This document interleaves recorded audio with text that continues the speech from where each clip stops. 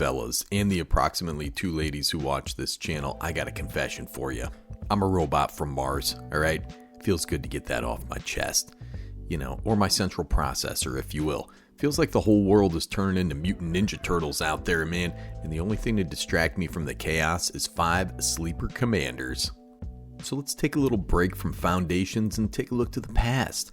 That was a different time, dude. Let me tell you something about time, brother. It just keeps passing, just like the gas when I eat too much robot fuel. But maybe these legends never got the attention they deserved. Let's chat about them and we can decide together, you know, are these sleeper commanders any good? You gotta subscribe though, man. Hit that bell, just like Black Myth Wukong out there. We have memberships below and the Patreon is going strong out there. Discord link is also in the description, and I want to thank each and every one of you little animals out there. Man, let's get this going strong with Marita of the Frost. So this is 2 green, blue, legendary snow creature, shapeshifter. It's a 0/0, also has changeling. So when this is on the battlefield, it's every creature type. It's a shapeshifter in any other zone. You may have Marita of the Frost enter as a copy of a permanent you control. So that's a enchantment, land, anything, except it's legendary and snow in addition to its other types. And if it's a creature, it enters with 2 additional +1/+1 counters on it and has changeling. I really dig this card, man. Right off the rip, you have that Norse vibe. Marita's chilling in the Fimbulwinter with the elks and the snow gods out there, man. Now, you know I like to combo. You know, you can throw some combos out there for infinite mana with persist creatures. As we all know, -1/-1 counters just cancel out +1/+1 counters as a state-based action. So if you have a persist creature out there, you can sacrifice to Ashnod's Altar, ad infinitum, you know, make infinite mana. River Kelpie in particular can help you draw your entire deck. Pack in those win conditions like Thassa's Oracle, Lab Maniac, and you're golden. Green is pretty great with creature tutors, and blue is not bad with artifact tutors, so getting those things out there is pretty easy, man. Altar of Dementia is another good one to mill out all your opponents. Let's take a look at the old River Kelpie dude, because I saw this guy at Walmart the other day. I congratulated him on how great he is. 3 blue, creature beast, it's a 3/3. Whenever this thing or another permanent enters from a graveyard, draw a card. Whenever a player casts a spell from the graveyard, draw a card, has persist. If you didn't want to go the combo route, keep in mind the changeling ability. It makes an excellent tribal lord. Pack your deck with merfolk. Make a merfolk deck, and this is another copy of your best tribal payoff. Or if you want to get real funky, build a wizard deck out there, filled to the brim with cards like Patron Wizard, Sigil Tracer, also a merfolk by the way, Galecaster Colossus, Azami, Lady of Scrolls out there. The beautiful Lady of Scrolls, dude. If this lady handed me a scroll, I'd be a pretty happy camper. Or the Archmage of Echoes, 4 and a blue, creature fairy wizard, it's a 4/4, has flying and ward 2. Whenever you cast a fairy or wizard spell, permanent spell, copy it. The copy becomes a token. The possibilities are endless, my friend, endless. Marita's a sleeper for sure. Next up here we have Ghoul, Callar, Giza. A classic favorite from 2014, it's 3 black, legendary creature, human wizard, it's a 3/4. Has black and tap, sacrifice another creature, create X 2/2 black zombie creature tokens, where X is the sacrifice creature's power. The hat, brother, you gotta have a sweet hat if you want to be a bona fide sleeper commander out there.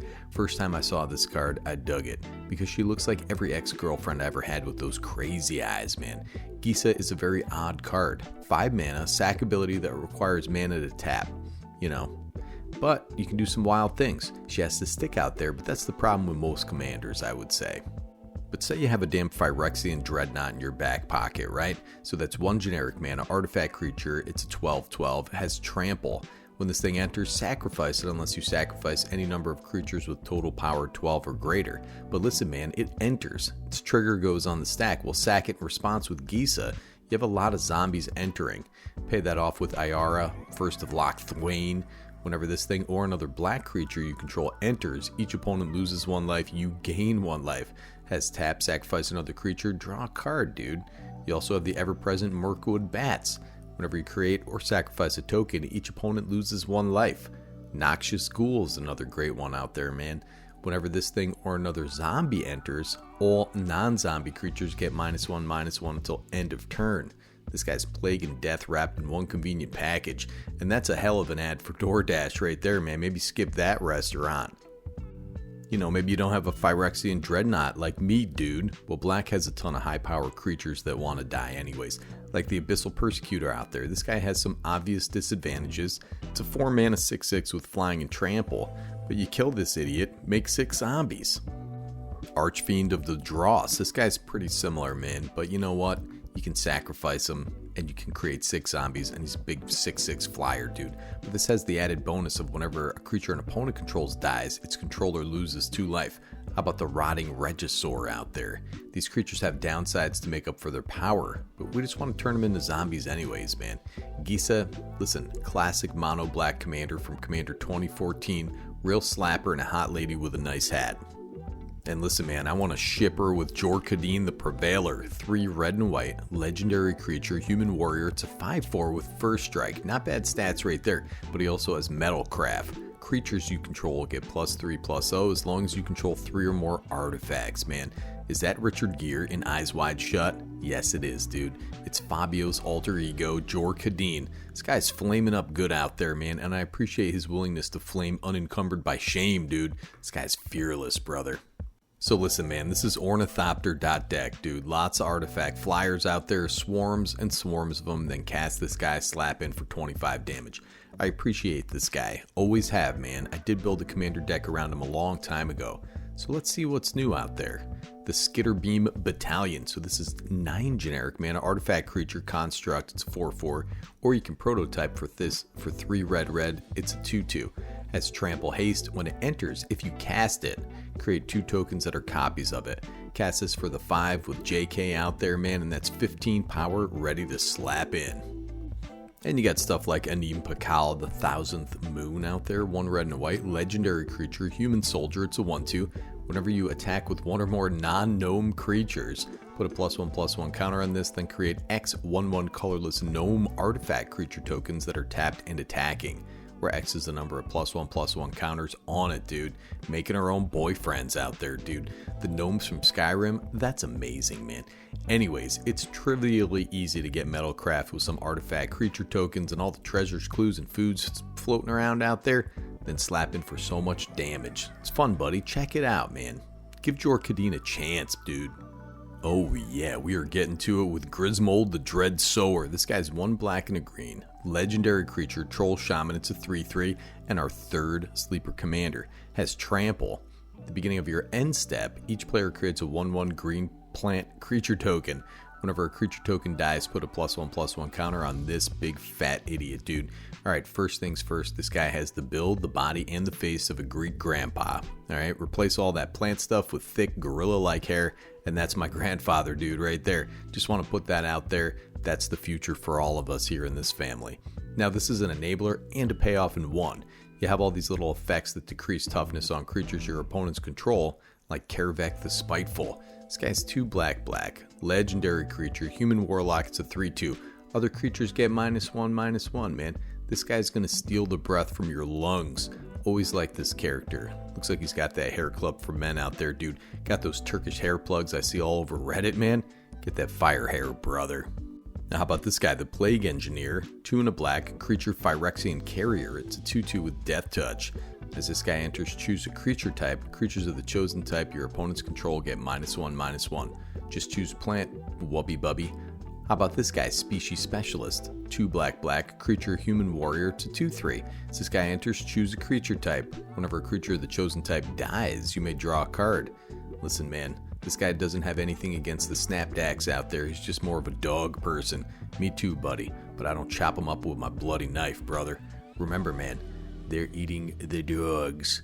We also have Massacre Worm out there. Let's not forget about that.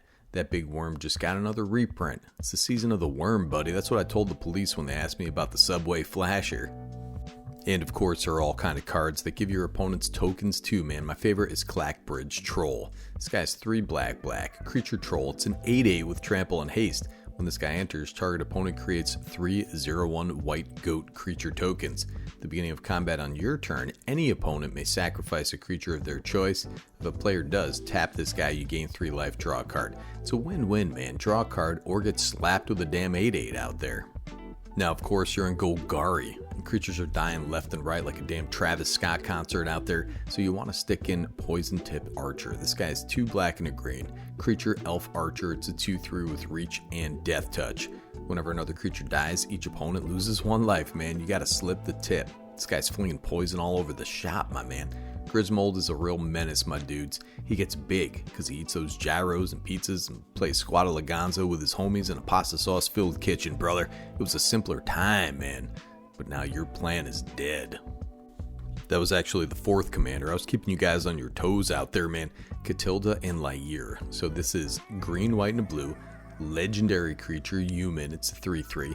Whenever you cast a human spell, target instant or sorcery card in your graveyard gains flashback until end of turn, man. I'm a huge fan of that flashback, brother. Humans, man, it's a human war. Now buy my supplements, brain supplements made with concrete and salamander extract. They're giving the humans flashback. They're making the humans less gay. Humans have so many payoffs, man. Take a look at this. Mass Appeal. It's 2 and a blue for a sorcery. Draw a card for each human you control. This guy's running for the Senate, man. Good luck out there, fella. How about this little flapper out there? Sigarda Heron's Grey. She cares about humans, man. 3 green and a white. Legendary creature, Angel. It's 4/5. Flying. You and humans you control have hexproof. As 2, exile a card from your graveyard. Create a 1/1 white human soldier creature token. That's not bad. How about Callar out there? This guy's a Sigardian emissary. He cares about humans too, man. Whenever another human you control enters, put a +1/+1 counter on this big fat guy. And other humans you control get +1/+1 for each counter on this guy, man. He's carrying around that heron stick, brother. This guy's surprisingly strong. Doesn't care if they're tokens either that are entering. Probably want to check out any card that says Sigarda on it, basically, because all of them kind of care about humans.